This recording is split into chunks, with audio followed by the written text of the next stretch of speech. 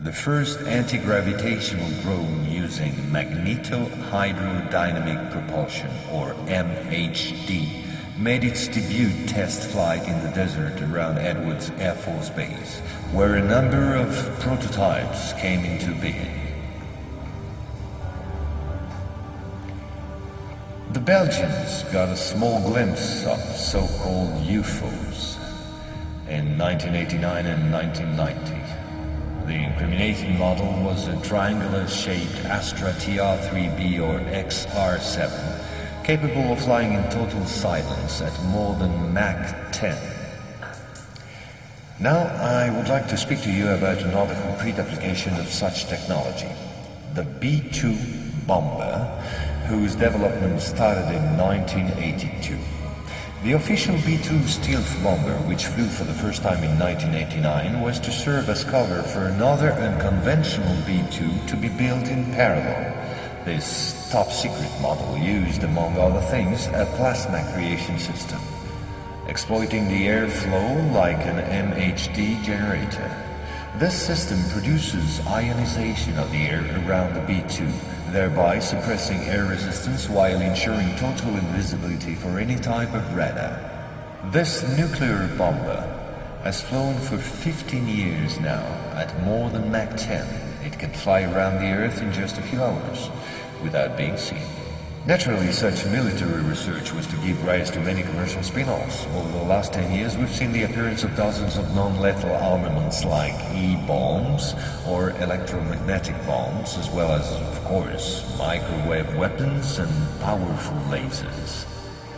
The US Department of Defense, through the multinational Raytheon, decided to invest a gigantic amount of money in an experimental program called HAARP, or High Frequency Activate Auroral Research Program. And it was quite a program. Officially, the base in Alaska studies the ionosphere. In truth, the real possibilities of the installation are enormous. Climate manipulations,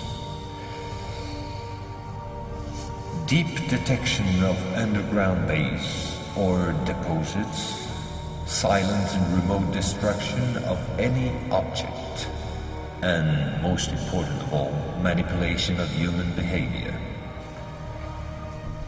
If this account seems somewhat long despite my efforts to simplify, it was absolutely necessary to get to the subject I mentioned previously. Our research group is convinced that UFOs constructed by the Americans or Russians will be used to support an hoax attack on the Earth of extraterrestrial origin. The media taking care of the rest, of course. The reason?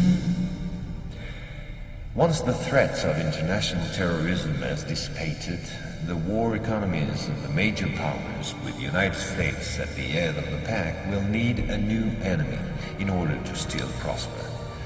War on Earth will be replaced by space war against an enemy from beyond.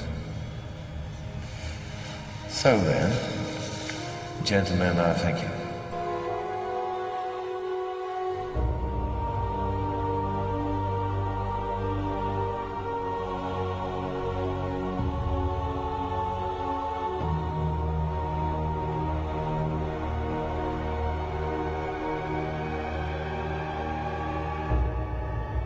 And so we can now comfortably lean back and relax, because we know what's coming ahead.